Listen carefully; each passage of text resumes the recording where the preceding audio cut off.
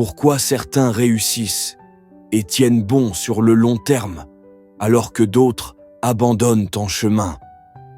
Pourquoi certaines personnes réalisent leurs rêves, traversent les tempêtes et restent debout, là où tant d'autres tombent et renoncent?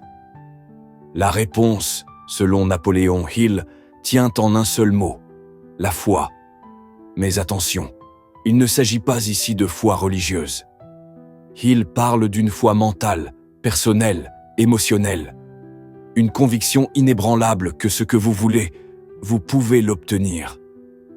La foi est l'élément chimique qui, mélangé à la pensée, permet au subconscient de transformer le désir en son équivalent physique ou financier, disait Napoléon Hill. Autrement dit, la foi est le moteur intérieur qui rend ton rêve inarrêtable. Elle agit comme une force magnétique. Elle attire les opportunités, les ressources, les idées, les bonnes personnes. Mais surtout, elle t'empêche d'abandonner quand les résultats tardent, quand les obstacles se dressent, quand la peur s'infiltre dans ton esprit. Hill l'a compris après avoir étudié des centaines de millionnaires et leaders. Tous, sans exception, possédaient une foi absolue dans leur mission, dans leur vision, dans leur propre capacité à réussir. C'est cette foi solide, vivante, quotidienne qui les a menés au sommet et qui les a maintenus au sommet. Parce que le succès ne se construit pas en un jour. Et pour durer, il faut plus que de l'intelligence ou des stratégies. Il faut une force intérieure que rien ne peut éteindre, la foi. Et cette foi, bonne nouvelle, tu peux la développer, tu peux l'activer, tu peux l'entraîner. Dans cette vidéo, tu vas découvrir 1. Ce qu'est vraiment la foi selon Napoléon Hill. 2. Pourquoi elle est indispensable pour un succès durable. 3. Comment elle influence ton subconscient et tes résultats. 4.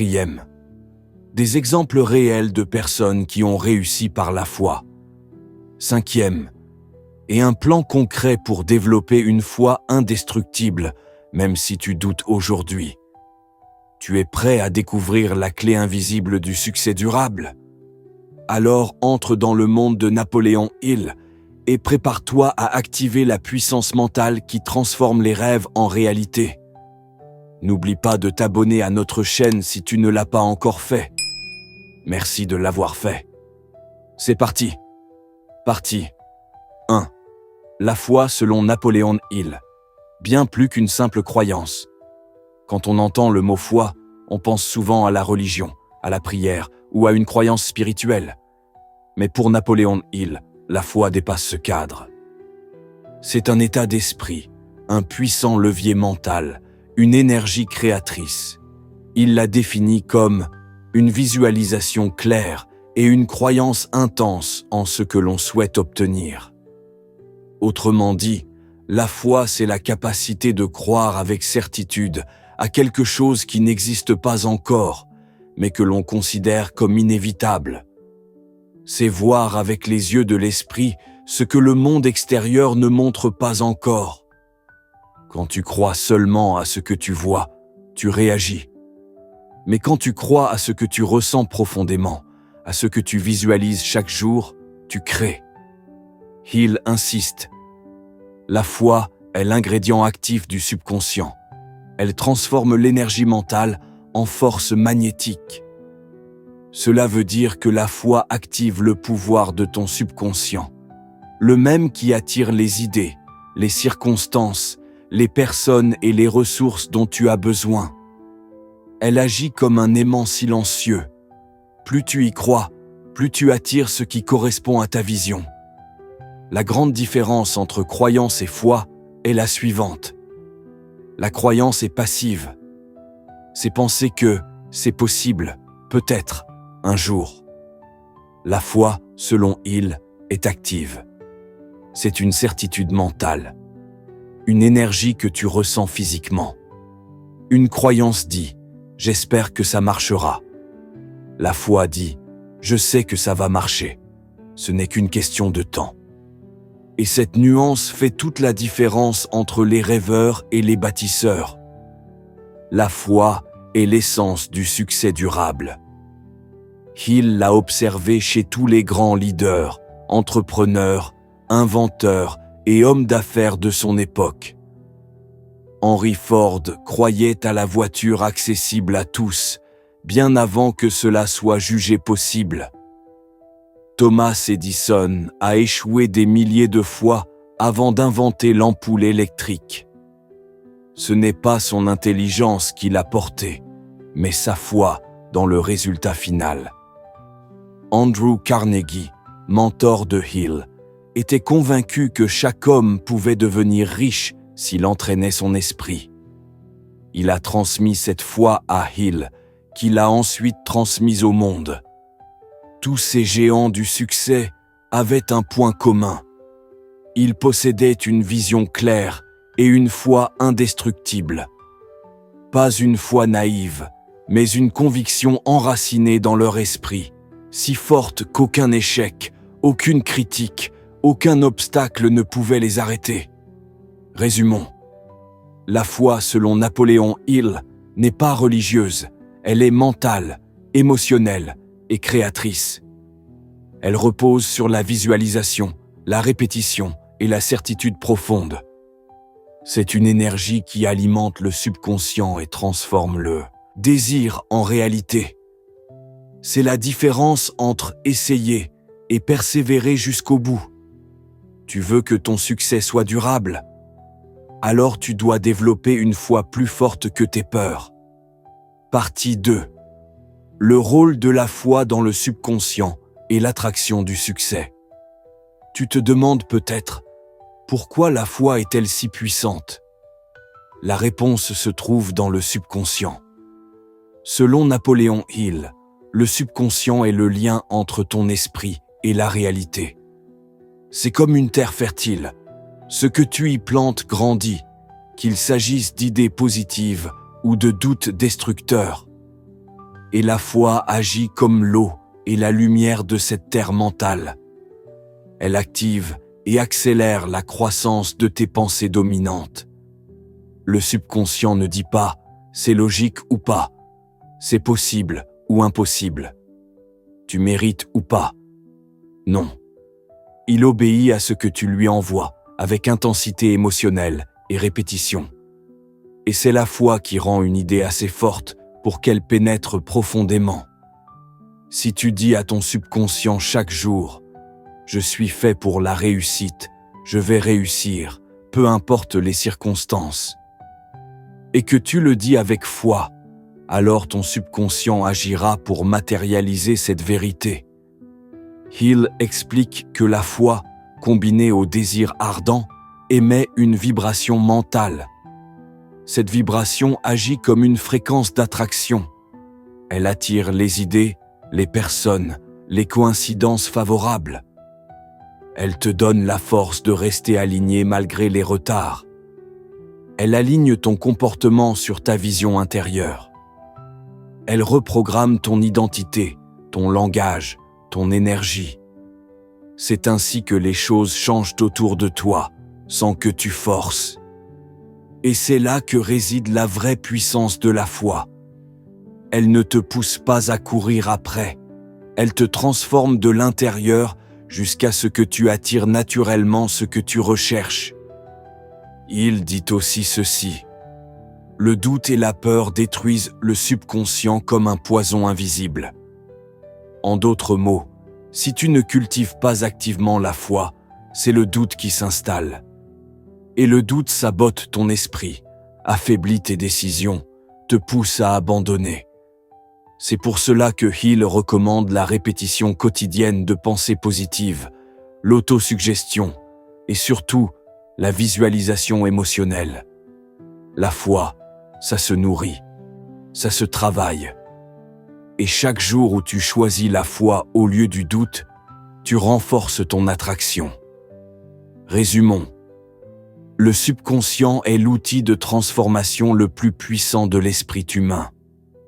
La foi est ce qui connecte tes pensées à ton subconscient. Elle transforme ton état mental en action et résultats concrets. Elle te permet de persister quand la logique te dit d'arrêter. Sans foi, tu deviens victime du doute. Avec la foi, tu deviens créateur de réalité. Tu veux attirer la réussite au lieu de la forcer? Commence par nourrir ton subconscient d'idées positives avec foi, conviction et clarté. Partie 3. Pourquoi sans foi, aucun succès ne dure vraiment? Tu peux peut-être obtenir un succès temporaire sans foi. Tu peux faire un coup, gagner un peu d'argent, vivre une victoire passagère. Mais si tu n'as pas de foi solide, ton succès sera comme une maison construite sur du sable, instable, fragile, condamnée à s'effondrer au premier obstacle. Pourquoi? Parce que la réussite durable demande une endurance mentale. Et cette endurance ne vient ni de l'intelligence, ni du talent, ni même de la chance. Elle vient de la foi inébranlable que ce que tu vis aujourd'hui n'est qu'un passage, pas une destination finale. Combien de gens commencent un projet avec enthousiasme, mais l'arrêtent dès que ils sont critiqués. Ils subissent un échec. Ils ne voient pas de résultats immédiats. Leur entourage doute d'eux. Pourquoi? Parce qu'ils n'ont pas de foi profonde. Ils dépendent uniquement de leur motivation ou de leurs émotions du moment. Et ces émotions changent constamment. La foi, elle, reste stable. C'est une certitude intérieure qui ne dépend pas des circonstances extérieures. Hill le dit clairement. Ceux qui abandonnent n'ont jamais vraiment cru. Tu veux quelque chose de grand. Alors la vie te testera pour savoir si tu y crois vraiment. Sans foi, tu prends peur dès que tu es seul. Tu remets tout en question au premier échec. Tu retournes dans ta zone de confort dès que ça devient inconfortable. Avec la foi, tu continues à marcher, même dans le brouillard. Tu vois les échecs comme des étapes, pas comme des arrêts. Tu développes une résistance mentale que rien ne peut éteindre. La foi, ce n'est pas juste croire que tu vas réussir. C'est savoir pourquoi tu fais ce que tu fais. C'est avoir une vision claire, plus forte que les obstacles. C'est ce qui permet à un entrepreneur de traverser 10 échecs avant de réussir. C'est ce qui pousse un artiste à continuer malgré l'indifférence. C'est ce qui transforme une idée en mouvement, puis en réalité. Sans cette foi, tu doutes de toi. Tu abandonnes trop tôt. Tu perds ton cap. Avec cette foi, tu avances, même sans garantie. Tu attires les bonnes opportunités. Tu inspires les autres par ta persévérance. En résumé, le succès sans foi est court, instable, dépendant des conditions extérieures. Le succès avec foi est profond, durable, aligné avec ton identité. La foi est le moteur intérieur qui te pousse à continuer, même sans preuve immédiate. Tu veux un succès durable? Alors cultive une foi plus forte que la peur. Pas une foi aveugle, mais une foi fondée sur ta vision, ta mission, ton pourquoi. Partie 4. Comment développer une foi inébranlable au quotidien? La bonne nouvelle, c'est que la foi n'est pas réservée à une élite. Ce n'est pas un don mystérieux qu'on reçoit à la naissance. C'est une discipline mentale. Et comme un muscle, elle peut se renforcer chaque jour si tu la travailles.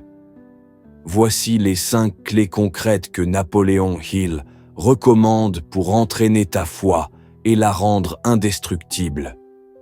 Premier, répète ton objectif à haute voix chaque jour. Hill insiste, ce que tu répètes chaque jour à ton esprit finit par s'imprimer dans ton subconscient. Écris ton objectif principal avec précision. Ajoute ce que tu es prêt à donner en échange. Lis-le matin et soir, avec émotion, conviction, intensité. La répétition combinée à l'émotion, transforme une pensée faible en une croyance puissante. 2. Visualise ta réussite comme si elle était déjà là. Ferme les yeux chaque jour et imagine-toi en train de vivre ta réussite. Ressens la joie, la liberté, la confiance, le soulagement. Pourquoi ? Parce que le cerveau ne fait pas la différence entre une expérience réelle et une visualisation intense. Et ton subconscient va se mettre en mouvement pour créer ce que tu ressens profondément. Visualisation plus émotion égale à foi programmée. 3. Contrôle ton langage intérieur. Ce que tu dis à toi-même chaque jour crée ta réalité. Si tu te répètes « Je ne suis pas assez bon, ça ne marchera jamais, je n'y arriverai pas », ton subconscient enregistre ça comme une commande. Inverse cela avec des affirmations puissantes. Je suis capable. Je mérite la réussite. Je progresse chaque jour. J'ai une foi inébranlable en moi. Hill disait, toute pensée émotionnellement chargée devient une croyance. 4. Nourris-toi de contenu positif et inspirant. Tu es influencé chaque jour par ce que tu regardes, écoutes, lis, fréquentes. Lis des biographies de gens qui ont réussi par la foi. Écoute des podcasts, vidéos, livres audio inspirants. Éloigne-toi des gens qui doutent de tout, qui se plaignent, qui n'ont pas de vision. Entoure ton esprit d'énergie positive pour renforcer ta foi. 5. Passe à l'action, même quand tu as peur. La foi n'est pas seulement mentale. Elle devient puissante quand elle est connectée à l'action. Chaque fois que tu avances, même un petit pas, tu prouves à ton esprit que tu crois en toi. Et plus tu avances, plus ta foi grandit. L'action est le carburant de la foi. Résumons les 5 étapes. 1. Répète ton objectif chaque jour avec émotion. 2. Visualise ta réussite comme une réalité présente. 3. Parle-toi avec bienveillance et puissance. 4. Évite le doute ambiant. Nourris-toi de foi. 5. Agis chaque jour, même si c'est inconfortable. Tu veux une foi inébranlable ? Alors transforme ton quotidien en un terrain d'entraînement mental. Car chaque jour où tu choisis la foi, tu t'éloignes du doute et tu te rapproches de ta réalité rêvée. Partie 5. Exemple réel de réussite. Grâce à la foi. Parler de foi, c'est bien, mais la voir en action dans la vraie vie, c'est encore plus puissant. Voici quelques exemples inspirants, issus de l'histoire ou du monde moderne, qui montrent comment une foi inébranlable a permis à certains de transformer leurs rêves en réalité, souvent contre toute attente. 1. Thomas Edison. La foi dans la persévérance.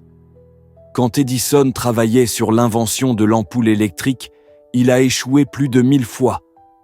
La plupart des gens auraient abandonné au bout de 10, 50 ou 100 tentatives. Mais Edison croyait profondément qu'il finirait par réussir. Un journaliste lui a demandé « Comment vous sentez-vous après avoir échoué 1000 fois ?» Edison a répondu « Je n'ai pas échoué 1000 fois. La lumière électrique était une invention avec 1000 étapes. Ce n'est pas son intelligence qui l'a mené à la victoire. C'est sa foi totale dans le fait qu'il y arriverait, peu importe le temps ou les obstacles. » 2. Henry Ford. La foi dans sa vision. Henry Ford voulait construire une voiture accessible à tous. À l'époque, les voitures étaient réservées aux riches et personne ne croyait à son idée. On lui disait que c'était irréaliste, que personne n'en voudrait, que ce serait trop cher. Mais Ford croyait avec une intensité incroyable à sa vision. Il ne l'a jamais remise en question. Résultat, il a révolutionné le monde automobile, créé l'une des plus grandes industries de son époque et est devenu une légende de l'entrepreneuriat. Troisième, Napoléon Hill lui-même. La foi dans sa mission.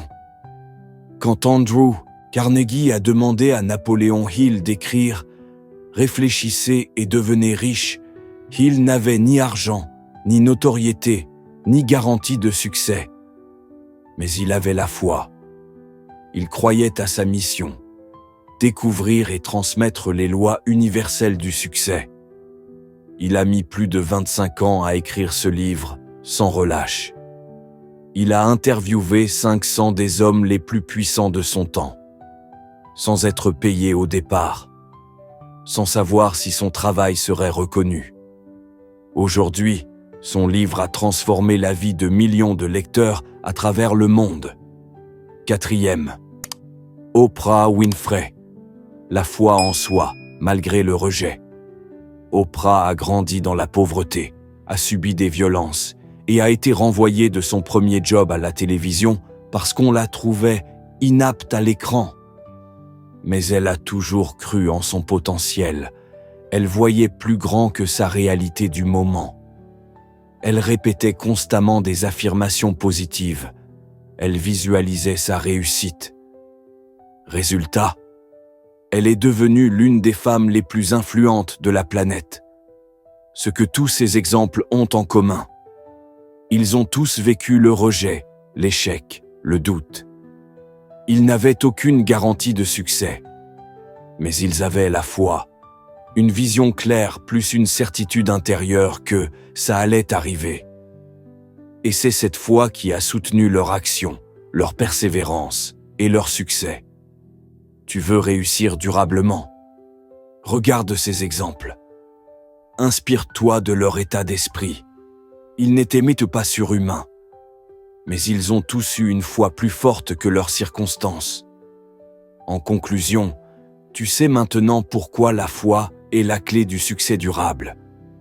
Tu sais que la foi, ce n'est pas de l'espoir passif. Ce n'est pas juste croire de temps en temps. C'est une force intérieure, une énergie vivante qui te pousse à avancer, même quand tout semble contre toi. Tu as compris que la foi est le pont entre ton esprit et ta réalité. Elle programme ton subconscient pour créer ce que tu désires. Elle te permet de résister à l'échec, d'avancer dans le doute et de tenir bon là où les autres abandonnent. Elle transforme une idée en conviction, une conviction en action, une action en résultat.